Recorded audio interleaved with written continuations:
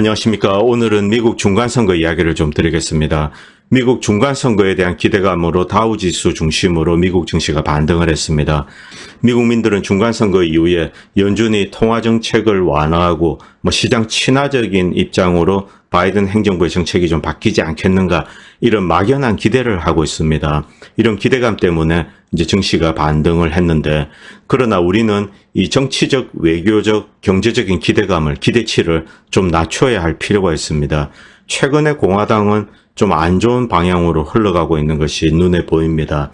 이 공화당이나 민주당, 이 미국 의회라는 것 자체가 거대한 기득권의 대변인 집단에 지나지 않습니다. 물론 전부 다 이제 그렇게 매도는 할 수 없습니다만, 이 워싱턴 DC 자체가 어떤 과도 지배 체제로서의 속성을 이제 그런 것을 잃어버린 적이 없습니다.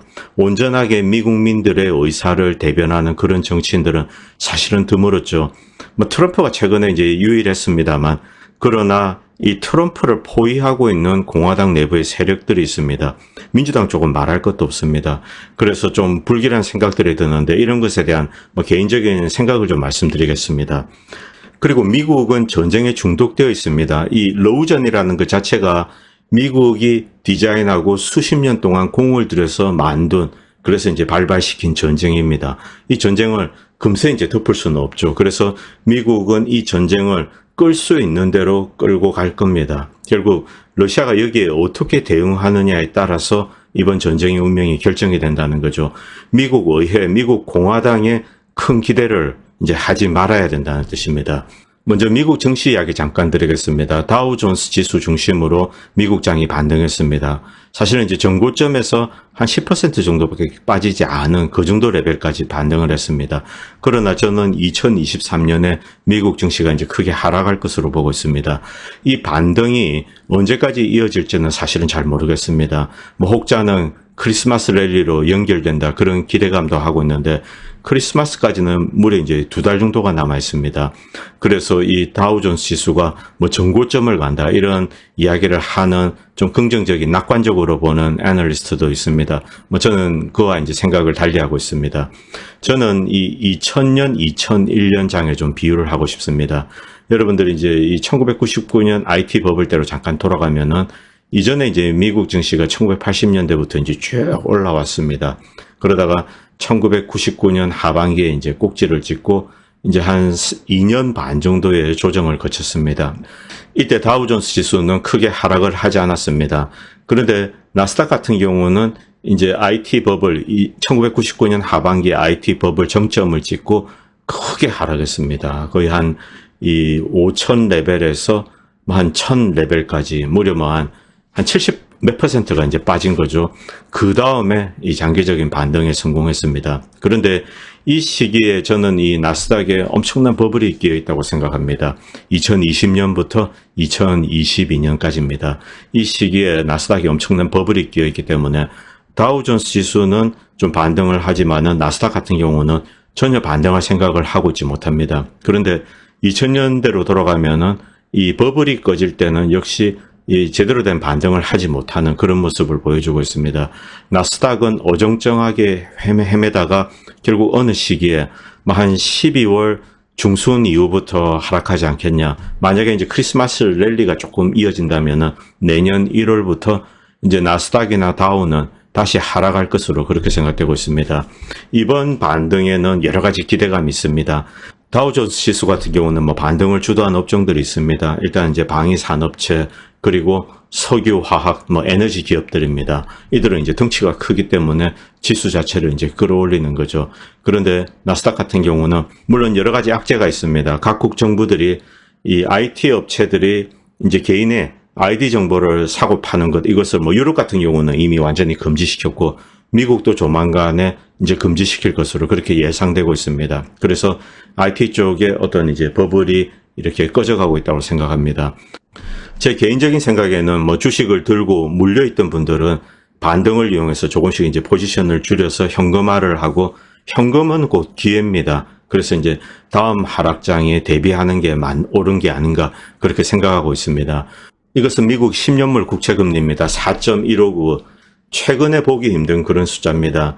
미국의 많은 투자자들, 일반인들은 저금리에 중독되어 있습니다. 그렇기 때문에 조만간에 이제 이 연준이 통화 정책을 완화할 거다. 그래서 다시 이 금리가 하락할 거다. 이런 기대감이 사실 이제 다우존스 지수에 이제 많이 반영이 되었습니다. 그러나 저는 이제 그와는 좀 다른 생각을 하고 있습니다. 연준은 미국의 정권이 바뀐다고 해서 의회가 공화당에서 민주당으로 넘어가거나 그 반대로 된다고 해서 연준의 통화정책은 바뀌지 않습니다. 그들은 그들 나름대로의 타임 테이블에 이렇게 이제 움직이는 거죠. 자, 지금 인플레이션이 이 정도 수준이면은 연준은 이 목표치에 도달할 때까지는 어느 정도 이제 그것을 끌고 가게 됩니다. 물론 큰 금융 위기가 닥치게 된다, 덮치게 된다. 그 경우는 좀 스탠스를 바꿀 수 있습니다만 현재까지는 그런 조짐은 보이고 있지 않습니다. 자산가치 버블도 이제 축소는 되고 있지만은 뭐 패닉에 빠지고 그런 상황은 아닙니다. 그리고 미국 금융기관에 어떤 이제 이 시스테믹 리스크가 존재하는 것도 아닙니다. 지금 현 상황은 그렇습니다. 그렇기 때문에 미국은 인플레이션이 어느 정도 이제 컨트롤 될 때까지는 계속 이 통화 정책을 유지를 하고 물론 이제 스피드는 좀 조정할 수 있습니다. 그리고 이것은 좀 교과서적인 분석이지만 공화당은 원래 저금리를 싫어합니다. 통화정책을 완화하는 것을 싫어하고 어느 정도 적당한 금리 수준에서 이 금리가 유지되면서 이 개인 주체들이 책임 있게 돈을 빌려서 투자를 하고 쓰고 또 이자를 지불하고 이런 시스템을 선호를 하게 됩니다. 사실 이 어느 정도 적당한 금리가 유지되는 것, 인플레이션을 통제를 하는 것, 이것이 자유시장 경제에 맞습니다. 그렇기 때문에 공화당은 기본적으로 이런 스탠스를 이제 고수를 하기 때문에 오히려 현재 연준의 어떤 이제 금리 인상 정책을 이제 지지할 그럴 가능성이 사실은 훨씬 높습니다. 그래서 이 공화당이 의회를 장악한다고 해서 연준이 통화 스탠스를 바꿀 거다 이렇게 생각하시면 안 된다는 겁니다. 그리고 로우전 관련된 이야기 잠깐 드리겠습니다. 미국의 이제 제이크 설리번이 이 푸틴의 측근인 푸틴의 이제 부하겠죠. 이 휴전 협정에 관련된 이야기를 좀 나누었다고 합니다. 자, 이들이 나눈 이야기가 뭔지는 잘 알려져 있지 않습니다. 뭐 텔레그램에 여러 가지 이야기가 나오는데 그런 것은 다 무시하셔도 좋습니다. 본질적으로 미국은 전쟁을 연장하는 것을 원합니다. 이번 전쟁은 이 전쟁을 일으키기 위해서 미국은 사실은 지난 몇십 년 동안 공작을 했습니다. 그리고 발발하고 우크라이나는 어쨌든 미국을 대신해서 죽기 살기로 싸우고 있습니다. 이것은 미국에게 아주 유리한 상황입니다. 그들이 원했던 겁니다. 최후의 한 명까지 이 우크라이나 최후의 한 명까지 러시아와 맞서 싸워서 우크라이나 사람이 10명이 죽더라도 이 러시아 사람 한 명을 죽일 수 있다면 미국은 해피하다. 그리고 러시아의 힘을 약화시킨다. 이것이 미국의 원래 목표였습니다. 그렇기 때문에 미국이 조만간에 이 러시아와 우크라이나 사이에 휴전을 중지할 거다. 이런 기대는 금물이라는 겁니다. 미국 역시 서로 다른 메시지를 이제 한쪽은 전쟁 연장을 원하고 한쪽은 뭐 휴전에 대해서 잠깐 이야기를 던집니다. 나토 역시 마찬가지입니다. 영국도 휴전 이야기도 꺼내고 전쟁을 연장하기 위해서 또 핵책을 하고 이런 거죠. 자, 나토 사무총장인 슈톨텐버그가 이런 이야기를 했습니다. 만약 키예프가 러시아의 요구에 굴복을 하게 된다면, 러시아의 요구 조건을 받아들이게 된다면 이것은 나토에게 이제 재앙이 된다. 이런 이야기를 했습니다. 즉 끝까지 이제 전쟁을 계속해야 된다는 겁니다. 최후의 우크라이나인 한 명까지 전쟁터에 갈아넣는다 이 뜻입니다. 그래서 당장은 휴전에 대한 이야기를 하지 않겠다 이렇게 슈트텐버그는 이제 이야기를 했습니다. 미국과 나토는 미국의 의지가 투사된 대리집단에 불과합니다. 결국 이제 미국의 의지인데 앵글로색슨의 의지죠. 자, 이쪽은 러시아를 약화시키는 것, 뭐 우크라이나가 어떻게 되든 그들은 관심 사항이 아닙니다. 러시아를 약화시키기 위해서 전쟁을 하고 어떻게 하면은 러시아를 더 약화시킬 수 있는가 이런 방안을 궁리를 하고 있습니다. 그런데 실제 전황은 그들에게 이제 불리하게 돌아가고 있는 거죠. 만약 러시아가 켜나 오데사를 점령을 하게 된다면 러시아는 더욱더 강해집니다. 이익입니다.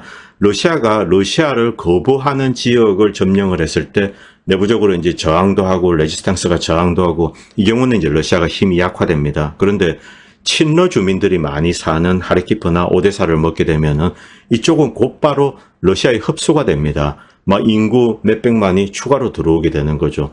이런 방식으로 전쟁을 수행하면서 러시아는 더 강해질 수가 있습니다. 결국 이번 전쟁은 러시아가 총력전에 나서서 자기가 원하는 영토, 즉 친러 주민이 많이 사는 지역을 장악을 하고 그리고 이제 거기에 방어선을 만들고 이제 나토와 미국, 우크라이나군의 공격을 막아낸다. 이게 이제 이 러시아가 할 수 있는 최선의 방안입니다. 자, 그리고 이 미국의 이제 유권자들이 소위 이 카발, 어떤 이제 우리가 보는 정치인 배우의 어떤 집단들이 있습니다. 자, 우리가 겉에서 보는 정치인들은 뭐 바이든, 트럼프 이런 사람들만 보입니다. 그런데 그 배후의 미국을 실질적으로 지배하고 있거나 소유하고 있거나 리딩하고 있는 자들. 자, 이런 그룹이 있냐, 카발이 있냐. 그런데 이제 여기에 대해서 설문조사를 했는데 공화당 이제 지지자들 같은 경우는 53%, 인디펜던트 무소속 같은 경우는 41%, 이 민주당 같은 경우는 한 37%만 이 카발의 존재를 믿고 있습니다. 이 카발 이야기가 나오면 한국에서는 굉장히 이제 심각하게 생각하고 뭐 거창한 비밀 조직을 생각을 하는데, 그런데 심플합니다. 그냥 돈 있고 힘 있고 권력 있고 가문 빵빵한 이런 자들이 모여가지고 지들끼리 미국의 정치, 경제, 뭐 전쟁 이런 것을 다 이제 디시전 메이킹을 하고 이제 정치인들을 매수해서 그들에게 이렇게 저렇게 뭐 이렇게 보시면 됩니다. 자, 한국 같은 경우는 자, 뭐 예를 들면 이제 박지원 같은 경우는 DJ로부터 정치 자금을 받고 이렇게 민주당을 음으로 양으로 도우면서 지금까지 목소리를 내고 있습니다. 야, 도대체 웃기는 거죠. 국정원장 출신이 TV에 나와서 정치 평론을 한다는 거 코미디 같은 일입니다. 자, 국힘당 같은 경우는 누가 있습니까? 김무성이 있죠. YS의 이제 신복입니다. 아마 YS의 어떤 정치 자금을 받았을 것으로 그렇게 생각하고 있습니다. 그 자금을 바탕으로 국민의힘을 뭐 쭉 이렇게 이제 주무르면서 지금까지 있는 거죠. 뭐 이런 게 카발이라고 할 수 있습니다. 뭐 별게 아닙니다. 그리고 그 옆에 또 이제 뭐 빌 게이츠는 아주 힘있고 돈 있는 세력들. 자, 이들이 이 미국을 어떤 방향으로 이끌어갑니다. 그런데 미국민들의 이해와는 상관이 없는 겁니다.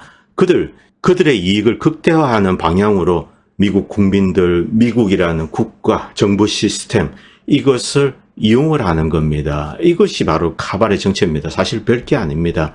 자, 드산티스 이야기를 좀 하겠습니다. 며칠 전에 트럼프가 드산티스에 대해서 조금 이제 냉소적인 이야기를 했습니다. sanctimonious 이런 표현을 썼죠. 이것은 이제 뭐 성스럽다, 좀 냉소적인 표현입니다. 이 드산티스는 지금 공화당을 지지하는 사람들에게 아주 이제 사랑받는 지도자입니다. 제가 드산티스를 비난하기 위해서 이 드산티스를 꺼낸 게 아닙니다. 론 드산티스는 아마 트럼프가 존재하지 않는다면 지금 가장 인기 있는 공화당 정치인이 될 겁니다. 실제 많은 사람들이 드산티스를 좋아하고요. 이 드산티스에게는 두 가지 우리가 경계해야 될 게 있습니다. 첫 번째는 큰 이야기를 하지 않습니다. 이 트럼프 같은 경우는 젊었던 시절부터 계속 미국이 이런 방향으로 가야 한다, 어떤 큰 이야기를 했습니다. 그 큰 이야기라는 것은 미국이라는 나라가 미국 국민들을 위한 나라로 바뀌어져야 한다. 바로 이런 목소리를 트럼프는 과거 오래전부터 이제 냈었습니다. 그런데 드산티스는 하는 행동은 그것이 맞습니다. 그런데 그런 큰 이야기는 거의 하지 않습니다. 즉 어떤 거대한 정치 철학적인 이야기는 하지 않고 미국 국민들의 민생과 관련된 것, 공화당 지지자들이 원하는 것, 이것에 딱 맞는 행정을 펴고 있습니다. 뭐 지금 현재 플로리다 주지사입니다. 자, 그래서 이제 이 드산티스가 만약에 대통령이 되면은 미국을 잘 이끌어 갈 것으로 생각을 합니다만, 그런데 한 가지 문제가 있습니다. 드산티스를 이제 이 정도의 정치 거물로 키운 세력이 있습니다. 누굴까요? 부시 가문입니다. 딱 나오는 게 이제 잽 부시죠. 자, 잽 부시 이후에 바톤을 넘겨받은 인물이 드산티스입니다. 이 마르코 루비오도 마찬가지입니다. 이 부시 가문, 뭐 네오콘, 뭐 일루미나티 뭐라고 불러도 좋습니다. 이 부시 가문은 지난 수십 년 동안 미국을 지배해 왔습니다. 자, 제가 과거 방송에서도 이야기했지만은 석연치 않은 이유로 케네디가 암살이 되었습니다. 그런데 케네디가 암살되고 제랄드 포드 대통령이 되자마자 CIA 국장으로 이제 이 조지 H.W. 부시죠. 아버지입니다. 아버지 부시를 앉혔습니다. 그리고 아버지 부시, 이제 할아버지 부시 같은 경우는 아우슈비츠에 투자한 인물입니다. 근데 갑자기 퍼스트네임 기억이 안 나네요. 자, 그리고 이제 이 사람은 바로 레이건 대통령 밑에 이제 부통령이 되었죠. 그리고 이제 풍미하다가 또 대통령이 되었습니다. 그리고 걸프전이 일어났습니다. 그리고 그 아들 부시가 또 2000년에 대통령이 되었습니다. 그리고 이 영향력은 지금까지 계속 지난 몇십 년 동안 이제 지속되어 온 겁니다. 그래서 혹자는 이 케네디 암살 배후에 제가 이런 얘기를 좀 방송에서 하면 안 되는데, 뭐가 있는 거 아니냐. 그래서 이제 케네디가 죽자마자 바로 CIA 국장으로 이제 초고속 승진을 하게 되고, 그리고 레이건을 감시하는 역할을 한 거죠. 부통령이 되어서. 레이건은 어떤 면에서는 이 당시까지만 해도 공화당의 그냥 얼굴 마담이다, 이런 표현을 썼다고 합니다. 80년대 이야기입니다. 저는 뭐 너무 어려가지고 그때 정치 상황은 잘 모르는데, 그래서 이 조지 H.W. 부시가 부통령으로서 이제 레이건을 이렇게 감시를 하는 거죠. 마치 이 마이크 펜서는 딕 체니 인물입니다. 자, 이 트럼프 대통령이 대통령 되는데 결정적인 기여를 한 사람은 사실은 딕 체니입니다. 네오콘입니다. 이 딕 체니가 부통령으로 이제 이 펜스를 보낸 겁니다. 그래서 펜스가 부통령이 되어서 이렇게 트럼프를 감시를 한 겁니다. 그리고 폼페오는 티파티 출신입니다. 그리고 이 티파티 출신으로서 또 네오콘과도 다 손을 잡고 있습니다. 그래서 티파티와 네오콘 세력은 폼페오를 이제 트럼프에게 보냅니다. 트럼프는 그를 CIA 국장에 앉혔다가 1년 만에 국무장관에 앉힙니다. 뭐 엄청난 출세죠. 자, 트럼프를 이런 방식으로 포위를 하는 겁니다. 뭐 맥마스터도 있고 존 볼턴도 있고. 자, 이게 뭐 제가 지금 트럼프를 비난하기 위해서 그런 것이 아니라 이게 미국 정치의 현실입니다. 미국 정가 의회는 한 50여 개 정도의 가문이 지난 수십 년 동안 지배를 하고 있고, 또 그 배후에는 거대한 금권 세력들이 있습니다. 뭐 락커펠러든 뭐 빌 게이츠든 뭐라고 해도 좋습니다. IT 쪽도 있고요. 이 제약 쪽도 있고, 미국을 지배하는 거대 군산복합체도 있고, 그리고 이제 이 실리콘밸리 벤처 캐피탈, 월가, 이런 고대 세력들이 자, 이렇게 이제 트럼프를 통제를 하는 거죠. 그런데 말을 잘 안 듣습니다. 미국민들의 이해를 이제 우선시하겠다. 이 기득권들의 지배계급의 이해가 아니라 일반 이제 이 페전트들, 농노들의 이해를 대변하겠다, 이런 방식으로 나오니까 저거 안 되겠네 하면서 똑 분지른 겁니다. 그것이 2020년 대선입니다. 그래서 이제 트럼프는 아웃되었습니다. 자, 지금 미국에서 여전히 트럼프가 가장 인기 있는 정치인입니다. 그런데 이 공화당도 그렇고 민주당은 말할 것도 없습니다. 민주당은 다음 대선에서 이길 수가 없습니다. 자, 민주당은 어떻게 해서든 이제 트럼프를 제거하려고 노력을 하고 있고, 공화당 내부에서도 이 티파티, 네오콘 세력들, 라이노들은 드산티스를 이제 주자로 내세워서 트럼프를 제거하려는 그런 움직임을 보이고 있습니다. 론 드산티스 예일 대학 나왔습니다. 스크램번스입니다. 그리고 하버드 대학 로스쿨. 너무나 완벽한 출세길을 달리고 있습니다.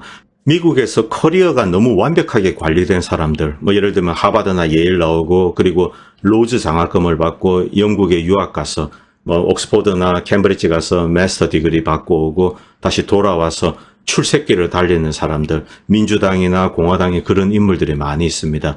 그런데 그런 인물들은 예외가 없이 대부분이 이 카발들의 꼬봉입니다. 그래서 어릴 때부터 이렇게 이제 픽업을 한 거죠. 넌 내가 키워줄 테니까. 그리고 이제 대학원도 하버드 로스쿨 가게 만들어주고, 또 로즈 장학금 받고, 또 영국에 유학도 갔다 올 수 있게 해주고, 그리고 초고속 출세를 시켜줍니다. 자, 론 드산티스 잘 모르겠습니다. 저는 이 인물이 이 행정가로서는 아주 훌륭한 인물이라고 생각합니다. 그리고 우리 이제 보수주의자들이 가지고 있는 가치를 대변하고 있습니다. 그것은 부인할 수 없지만, 그런데 배후에 부시 가문이 있는 거죠. 이 악마 같은 부시 가문이 있는 겁니다. 자, 그리고 이 잭 부시 같은 경우는 이것은 2주 전에 올라온 방송입니다. CNN에 나와서 노골적으로 이제 이 드산티스를 찬양하고 있습니다. 자, 지금 공화당에서도 이렇게 이제 드산티스 쪽으로 몰고 가려는 그런 움직임이 있습니다. 제가 이 트럼프보다 드산티스가 못하다 이런 이야기를 하는 것이 아닙니다. 트럼프는 미국 국민들의 이해를 대변하려고 하고 있습니다. 그런데 드산티스는 결국 이 카발이 내세우는 꼬봉이 아닌가, 그런 의심을 저는 수년 전부터 하고 있었습니다. 자, 이게 좀 개인적으로 좀 마음에 걸리는 겁니다. 그리고 이거를 잠깐 보시기 바랍니다. 미국은 지난 20년 동안 평균적으로 하루에 46발의 폭탄을 이제 폭격을 했다는 겁니다. 투하했다는 겁니다. 자, 지난 20년 동안 33만 7천 발의 폭탄을 투하했습니다. 이거를 잠깐 소개하겠습니다. 미국은 전쟁에 중독되어 있습니다. 돈과 전쟁을 사랑하는 것이 만악의 뿌리인가? 구글 번역이라서 조금 어색합니다. 알렉스 크라이너라는 사람이 그랜드 디셉션, 거대한 속임수, 이런 책을 썼습니다. 그런데 아마존에서는 이 책 판매를 거부하고 있습니다. 크레네의 말은 전쟁으로 이익을 얻는 기업 이익에 대한 어떤 이제 직접적인 스트레스가 된다. 자, 대중이 어떤 기업이 전쟁을 통해서 이런 이익을 얻고 있다. 이 사실을 알면 안 된다는 겁니다. 그래서 아마존에서 이 책 판매를 금지시킨 거죠. 미국 경제의 얼마나 많은 부분이 이 전쟁에 의해서 이제 돌아가는지 이것에 대해서 이야기를 하고 있습니다. 이 크레네의 분석을 읽으면 엄청나게 비싼 무기 시스템을 구축하여 이 이익을 얻는 이 죽음의 상인들, 이들이 왜 이런 사실을 대중의 눈으로부터 이제 숨기려고 하는지 그것을 이해할 수 있다. 이렇게 시작하고 있습니다.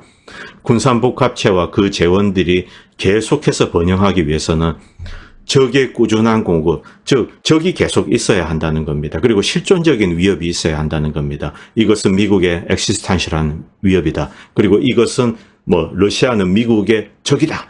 이런 것이 있어야 된다는 거죠. 그리고 공포, 이것을 가지고 전쟁 장사꾼들은 이제 이익을 만들어낸다는 겁니다. 지난 세기 대부분의 미국의 주적은 소련과 이제 공산주의 일반입니다. 1980년대 CIA 소비에트 분석국 국장 이 더글라스 맥카친입니까? 발음을 잘 모르겠네요. 이 미국의 적으로서 소련의 역할의 중요성을 이야기했습니다. 만약 소련에 어떤 변화가 일어나게 된다면 이것은 미국 자체의 사회학적 구조적인 변화와 동일하다. 즉 미국 내에 어떤 큰 변화가 있는 것과 소비에트에서 어떤 변화가 있는 것, 이것은 똑같다는 겁니다. 이 정도로 미국의 주적의 변화는 미국에 중요하다. 바로 이야기를 하고 있습니다. 1990년 소련이 마침내 무너졌습니다. 미국의 이제 이 디펜스 인스티튜션은 군사 지출의 추가 증가, 그리고 중동 및 아프리카 일부 지역에서 어떤 제한된 전쟁을 정당화하기 위해서 테러와의 전쟁을 만들어내게 됩니다. 국제 테러. 이 테러리스트가 대체 적이 된 것입니다. 그래서 여러분들 한 90년대 영화를 쭉 보면은 아랍이든 어디든 이렇게 테러리스트들이 영화에 이 주인공으로 이제 적으로 등장을 합니다. 미국 영화의 주인공들은 그들 테러리스트와 맞서 싸우는 거죠. 이런 방식으로 대중을 세뇌시키는 겁니다.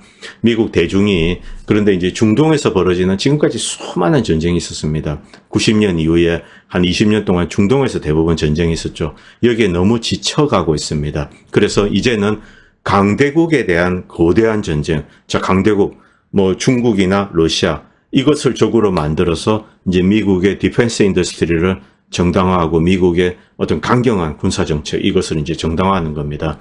군수 산업에 이제 영향력이 있는 구성원이 랜드 코퍼레이션 보고서는 제가 지난번에도 말씀드렸습니다. 2008년 보고서를 발간하면서 미국 경제를 활성화하기 위해서 강대국과의 전쟁을 옹호를 했습니다. 이란, 러시아, 중국 이들 강대국과의 어떤 긴장을 조성하고 제한된 혹은 대리전을 해서 이 군수 산업의 이익을 보호하자. 이렇게 이제 랜드 코퍼레이션은 보고서를 썼습니다.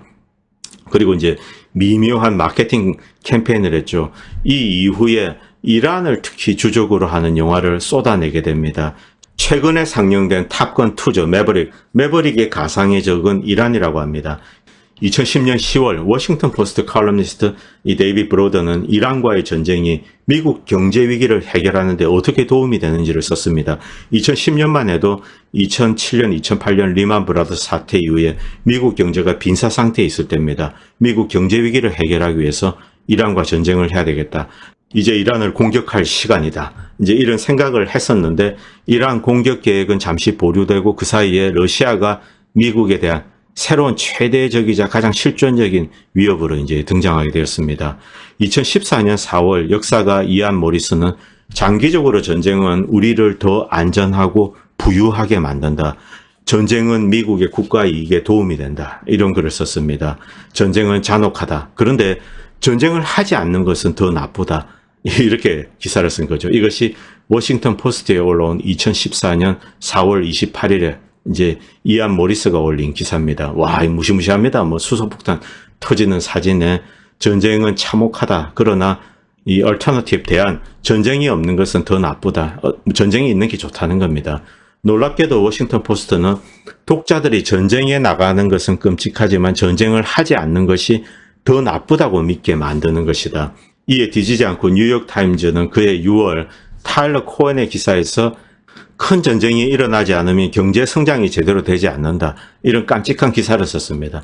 코엔은 그의 기사에서 1950년대 이후 전투 관련 사망률이 얼마나 감소했는지 보여주는 차트를 이렇게 올렸다고 합니다. 그래서 전쟁해도 괜찮아. 전쟁해도 그렇게 많은 사람들이 죽지 않아. 이렇게 전쟁하기를 요구를 했습니다. 이것이 이제 그 차트입니다. 전쟁을 해도 실제 그렇게 많은 사람들이 죽지 않는다. 이것을 이제 이 독자들에게 알리기 위해서 이런 차트를 올린 겁니다. 자, 이 무시무시한 놈들입니다. 2010년까지 전투 관련 사망자는 100만 명당 3명으로 줄었습니다. 이 놀라운 수치는 전쟁을 하는 것이 자동차를 운전하거나 출산하거나 그리고 이제 2차 연기, 담배 흡연하는 것보다도 더 안전하다. 이것을 증명했다. 그리고 코엔은 이 점에서 이제 전쟁의 긍정적인 면을 찾는 것이 좀 역겹게 느껴지만 미국 역사를 보면 우리는 그 아이디어를 그렇게 쉽게 무시해서는 안 된다. 이런 이야기를 하고 있습니다. 그리고 서구 엘리트가 또 다른 세계대전을 갈망하는 이유를 이해하는 것은 복잡하지 않다, 심플하게 이해할 수 있다는 겁니다. 미국은 세계 최대 채무국입니다. 이 공공부채가 지금 뭐 31 트릴리언 달러죠. 엄청나게 늘었습니다. 이 기사를 쓴 연도가 2014년입니다. 뭐 지금은 훨씬 더 늘었습니다.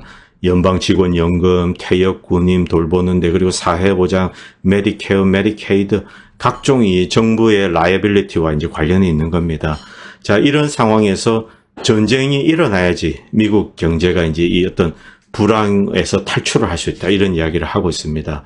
자, 부채를 GDP의 360%까지 끌어올린 이 전례 없는 재정 및 통화 스티뮬러스에도 불구하고 경제 회복은 기록상 가장 약했습니다. 2014년입니다. 미국 전역의 이 공적 및 사적 연금은 자금 부족이 심각하며 수십만 명의 퇴직자들이 자, 은퇴 기간 동안 자신의 삶을 유지하기 위해서 계속 일해야 한다는 사실을 은퇴 직면에서 이제 깨닫는 거죠. 자, 이 정도로 미국민들의 삶은 어려워져 있습니다. 전쟁을 궁극적인 경제적 최음제라고 주장하는 랜드 보고서와 2010년에 침체된 미국 경제를 부양하기 위한 이 이란을 공격하자는 이 데이비드 브로더의 치어리딩. 자, 이것을 인지하지 못했다는 것을 이제 레리 존슨은 고백을 하고 있습니다. 이때 이 기사를 봤었어야 되는데, 이 얘기를 하는 거죠. 자, 그리고 이제 처음에 이 기사를 보고 바빌론 B는 풍자, 이제 약간 보수적인 성향의 코미디 풍자 저널입니다. 자, 이 풍자인 줄 알았다고 합니다. 그런데 실제 보니까 이 자식들이 진짜 전쟁을 원하고 전쟁을 일으켜라고 정치인들에게 요구를 하고 있는 겁니다. 자, 소위 미국에서 존경할 만한 사람들은 정말로 심각하다. 주주를 위한 가치를 창출하기 위해서 수천 명이 죽는 전쟁도 마다하지 않는 겁니다. 돈을 사랑하는 것이 만악의 근원이다. 이런 말이 이제 생각난다는 겁니다. 정치와 국방 지출, 이제 디펜스 익스펜스는 대부분의 사람들이 인지하지 못하는 방식으로 얽혀 있습니다. 레리 존슨은 이제 워싱턴 DC 교회에서 좀 살았다고 합니다. CIA 출신이죠. 그래서 이 프로세스의 부패에 대한 통찰력을 얻었다고 합니다. 이 레리 존슨 이웃에 자기보다 이제 15살 어리고 워싱턴 DC에서 가장 큰 이 국방 로비 회사를 가지고 있는 사람이 이웃에 살았다고 합니다. 그런데 이제 내 이웃은 자, 이제 워싱턴의 상원의원, 하원의원들과 만나서 뭐 한 300불, 400불짜리 디너도 먹고 또 100몇십 불짜리 와인도 먹고 뭐 이러는 겁니다. 자, 그리고 그들 의원들 은행 계좌로 이제 이 돈이 쏟아지도록 만드는 어떤 이제 이 만찬회를 열고 후원회 같은 걸 여는 겁니다. 자, 거기에 가면은 일단 국방 회사들이 와서 의원들에게 이제 후원금을 이 기부금 도네이션을 하는 겁니다. 자, 이런 모습을 레리 존슨은 보고 살았다는 겁니다. 자, 오늘 이제 지금 미국 선거가 있는데 워싱턴 DC에서 이런 근친상간이 바뀌지 않을 거라 뭐 이렇게 좀 우려하는 글을 썼습니다. 부패한 시스템은 스스로 자정 능력이 없는 겁니다. 그래서 외부 세력에 의해 무너져야 합니다. 그런데 이럴 가능성이 조금 있다는 거죠. 러시아와 지금 우크라이나에서 대리전을 하고 있습니다. 그런데 미국이 온갖 장비를 쏟아넣고 있는데 지금 패배하고 있습니다. 자, 이런 실패, 값비싼 무기 시스템이 실패하거나 빠르게 파괴되는 것을 발견하고 미국에 어떤 문제가 있었다라는 것을 미국 이제 워싱턴 DC는 스스로 깨달아야 한다는 거죠. 자, 미국은 이 알코올 중독자처럼 전쟁에 중독되어 있습니다. 그런데 밧줄 끝에 지금 이제 미국의 어떤 이런 시스템이 매달려 있는 겁니다. 그래서 바닥을 치고 잘못되었다는 것을 깨닫고 중독을 인정하고 그 다음에 미국이 개혁할 수 있다는 겁니다. 스스로 중독을 깨닫고 이것이 잘못되었다는 것을 깨닫고 스스로 개혁을 노력해야지만이 미국이 바뀔 수가 있다는 거죠. 그런데 이것이 이제 단기간 내에 가능할 것으로 생각하지 않습니다. 일단 공화당이 의회를 장악하게 된다 하더라도 일단 지속적인 지원은 이제 계속 될 것 같습니다. 그리고 이 러시아가 이번 전쟁에서 어느 정도 이제 디사이시브한 승리를 거둘 때, 그때 미국의 무언가가 크게 잘못되었다라는 것을 이 전 세계 사람들이 목격하게 되고 미국은 크게 당황하게 되는 거죠. 그래서 어떤 면에서는 저는 러시아가 디사이시브한 승리를 거두기를 바라고 있습니다. 물론 이 전쟁은 이제 비극적인 겁니다만 러시아가 또 디사이시브하게 승리를 거두어야지 이것은 우크라이나인에게도 좋은 겁니다. 전쟁이 이제 어정쩡하게 계속 연장된다면 10년, 20년 가고 우크라이나는 철저히 파괴됩니다. 러시아가 빨리 필요한 지역 하르키프나 오데사를 점령을 하고 그리고 방어선을 구축한 다음에 그 다음에 협상을 해서 이렇게 이제 휴전을 하는 것. 이것이 장기적으로는 우크라이나 국민들을 살리는 길입니다. 자, 오늘 방송은 여기까지 하도록 하겠습니다. 감사합니다.